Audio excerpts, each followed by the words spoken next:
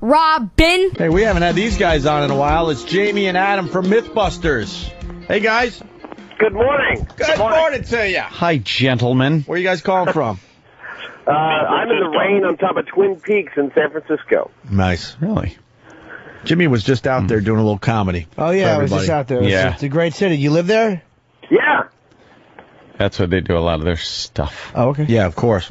Yeah. Hey, how do you guys feel? Let me ask you, Mythbusters. They've been talking so much now about dispelling the myths of Oswald being the, I'm sorry, of the conspiracy, actually, and actually pointing a lot more towards Oswald being the lone assassin. People saying, well, the things that they said weren't possible actually were. Do you guys have any take on that or feelings about that?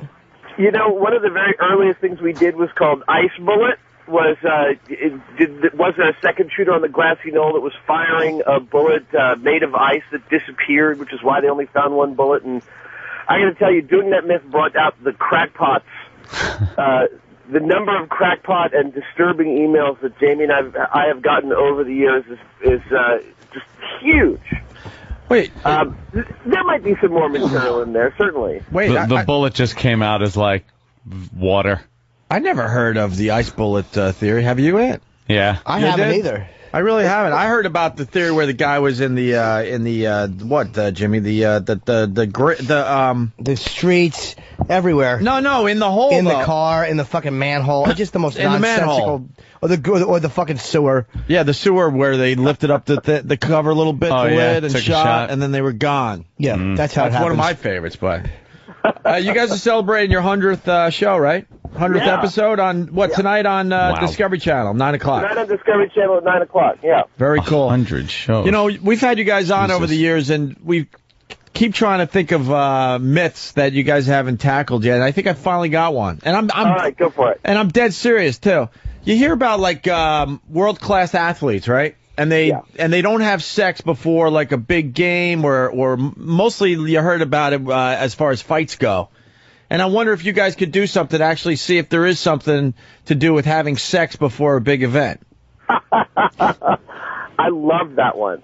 Well, you understand that this is a family show. Of course, if we're typical to Mythbusters, we'd have to do this without mentioning the word sex or, what's involved with that. It'd be but we could still pull it off. Hold on, you couldn't mention sex without doing a kind of the myth about having sex the night before, about losing energy and not being able to perform physical tasks. Right. That's not dirty. Right. Well, actually, one of the ones that I wanted to do is, how there's a star, like a sports star that gets caught doping or some chemical in his bloodstream, and he makes an excuse, like he says, I got a massage with some kind of steroidal cream. Well, one of the things I've always wanted to do on the show is we try all of the different, excuse methods for giving a false positive and see how reasonable they are. Hey, I like that. Rat them out. Yeah, absolutely. You guys are working on MacGyver myths?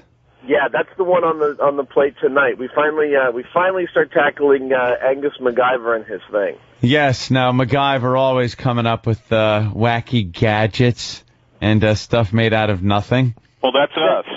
Yeah, yeah, that's pretty much what you do. What's one of the odd things that MacGyver came up with that you guys are trying to put together? Well, one of the ones on the upcoming episode is that he supposedly blew a hole in a wall using, I believe it was pure sodium in a little gelatin capsule that dissolved in water, giving him enough time to put it in a bottle and get away before it blew up and blew a hole in the wall. And so, of course, true to form with us, we end up using ridiculous quantities of the metal and taking it as far as we can go. Well, that's what I like. If the myth doesn't quite work and it's busted, they have to blow it up anyway. Well, what I noticed about the show is that you guys don't really take too many chances. Well, it's kind of hard not to. I mean, we have had our share of close calls on the show, and we've learned from that. We do the best that we can to vet these things out, and at this point we've done so much of this that it's we've got a pretty good sense of like if we feel like running, we're going to run. Yeah, we've seen you guys on fire. commensurate with that, if you see us on the street and we're running, you should follow us. Yeah. Oh, absolutely. Now, okay. Now. You know what surprised me in one of the myths you were busting? It was that vomit chair that you sat in the motion sickness chair. How quickly you guys got sick from that? Well, Adam got sick. Yeah, Adam got sick very quickly. Yeah, man, that chair, like, I still get chills when I think about that one. Do you get seasick on boats?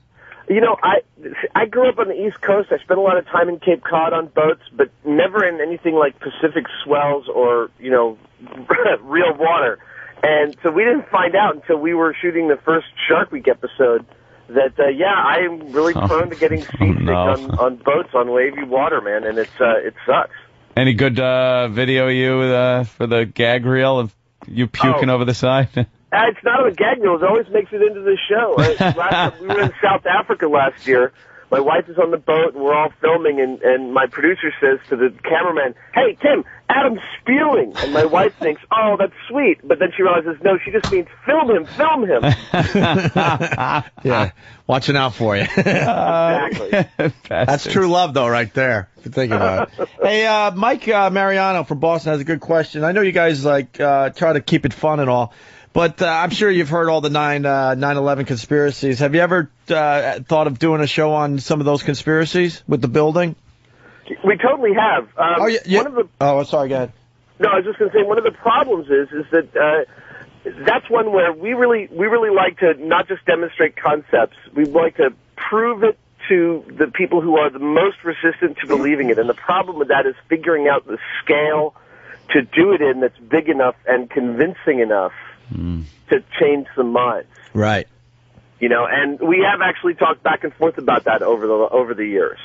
Anthony's and Jimmy, they're really good at talking to these people, and they just don't have the answers to the basic questions of what happened that day, because they're really convinced that it was an inside job. And Anthony brings up a great point that they would have to be drilling holes for weeks on end, and no one's noticing that this is going on around them in a work environment. Yeah, absolutely right.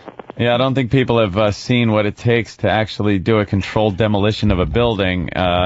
They think you could just go in one night and plant some dynamite around. There's got to be beams drilled out and come-alongs pulling cable, and it's amazing. I also think you look at the bureaucracies that we have to deal with and the various quagmires our government gets into, and you think, this is a government capable of a conspiracy that big? Yeah, to that magnitude, right? Yeah, that isn't going to happen. One of the myths we're working on right now is busting whether or not the Apollo moon landing was a hoax. We've actually been dealing directly with conspiracy theorists about this and attacking, whether or not the photos are faked or fudged, whether or not the way the astronauts move doesn't work right. That's one we've been wanting to do for a long time. Do you find them do you find them to be rational, or are they just irrational babies who are trying to prove a point regardless of evidence? That's often the case. Yep. Whenever these conspiracy theorist people are, they don't. We've ended up getting feedback when we've done some of these things where they go ahead and list all the reasons that they don't believe it, which that we've done, which are the exact same reasons that we've used to prove that that this particular thing was true or false. They're not listening to the evidence that you're presenting to them. They're just, hammering on about their own idea. Yeah, they want to be a part of it somehow by proving it or disproving it. And it's like the theory is there's a conspiracy. Now I have to prove it. Like, instead of saying, let me look at the evidence and be objective about it. Right. Exactly. Okay. They're shitheads. You're right. And Adam, I must pass on my condolences to one of the first people you worked with, Mr. Whipple. I do remember watching that video. You ever see that one? No. What's that? Adam in Please Don't Squeeze the Charmin commercial. No kidding. He's a stock boy. No kidding. It's classic. You look hysterical. Even now we have to work to keep him out of the bathroom because he's in there squeezing the Charmin. It seems that Adam burns himself a lot more than Jamie. It only seems like that because I react so well. The problem is that when Jamie gets hurt, he just stands there and then says something like, That's horrible. But I think he and I get hurt just as much as each other. Yeah. Whenever you're in the shop itself doing something with even the littlest bit of explosives, I go, oh, this isn't going to be good. You know, when you're outside, it's fine, but in the confines of the little shop, it's a little dangerous. Yeah, we've actually had various city officials show up after watching an episode to come yell at us. Yeah, yeah, you can't do that. Yeah. Who else is in that like strip of? Because I assume it's in an industrial park. We're in San Francisco proper. It's not. It's in a light industrial area. It's not really an office park. It's a reasonable place for us to be because we're located right. You know, we can get access to just about anything really quickly here. But do you have like neighbors that are like glove warehouse people, or you know? Well, yeah, there's a little bit of a problem with the neighbors. We've actually got two shops, and the second one, because I own the building here at where we normally work at, and I've got pigs buried under my sidewalk. We're out in front of the shop with people driving by, and we're trying to do small explosions and things. It just wasn't happening. So we got a second shop, and the first thing, within about 6 months, we got kicked out of that one, and then we got another one that actually is a little bit at the end of a cul-de-sac, so there's not that many neighbors around to complain. Our neighbors have a good sense of humor at this point. We got a taxi company, a salami company, an embroiderer, an air conditioning company, and at this point, they all know us. They all know, that if we're running, they should follow us. And yeah, the salami company in particular is kind of funny because we end up using salami, like we've used salami for the rocket, the rocket engine experiments, and they're kind of into it. That looked like you guys had to do that again because that kind of looked like it worked, but then there was a little controversy. Yeah, the salami turned out to be a little more energetic than we thought, and I'd love to have another go at that because I think if we handled it properly, we were having problems as a rocket fuel because it was sort of blown out as chunks rather than burning off evenly. Which was really disgusting looking, by the way. These big chunks of flaming salami flying out of the rocket. Well, the chunks were clogging the nozzle and making for the whole thing to just blow up before it got really up there. Well, Jamie wants to do a rocket powered by, like, crushed mice or cockroaches. Really? Well, and then there's the hydrocarbon like any other. Yeah, there's also the rocket powered by poo. Because, and believe it or not, NASA's actually looked into this. Because, if you're out there, on your way to Mars or something, if you could reuse, it's not like you're going to recycle your poo back into food or something else useful like you can urine. Right. You could probably safely extract water back out of the urine, but the poo, they just go, well, let's see if it works as rocket fuel, and the fact is any hydrocarbon handled in the right way would. So I don't know whether they've actually, how far they've pursued that, but they did consider it. That's something. Yeah, absolutely. And watching you guys over the years, because I've been a big fan for a lot of years, I absolutely did not think the lead balloon was going to work. Because, your previous record with stuff like that, your heart and spirit are there, but somehow it just doesn't pan out. But that amazed me that you got that much lead off the ground. That's absolutely one of our all-time favorite episodes. And there's no explosions. It's not very fancy. Yep. But in terms of the problem-solving and the way we kind of wrapped our brain around it and made it work, both of Jamie and I were absolutely thrilled by doing it and by the final cut. It was great. And, Adam, the method you used to untwist the actual balloon to keep the weight from ripping itself apart was really ingenious. That's something. It was, again, one of those ones where right up until the moment it happened, we were totally convinced it could go either way. Yeah. And those are the most fun to do. Are you guys starting to run out of ideas? Like, how are you going to keep this successful show going? Hell no. We're still going strong. I mean, the show's about a lot more than just urban legends, as you can tell. We get into about anything that we can muck around with and get challenged by. And I mean, where basically, if you look at what the show is doing, it's the crazy stuff where man meets technology. And, that's a really deep well to, as a source. Yeah, it started out pretty much as urban legend, and then you guys delve into action movies and the myths that are in action movies, and now MacGyver. Yeah. So you definitely have a lot of subject matter to cover. Yeah, you're certainly keeping it going big time. Hey, we talk about this guy in our show, Stan Meyer. Do you guys know anything about him? The guy that came up with supposedly the car that runs with water? Oh, yeah. And then he was killed by the government. There's rumor. After it was discovered that he had this invention. Yeah, I think is it the Joe cell that he built?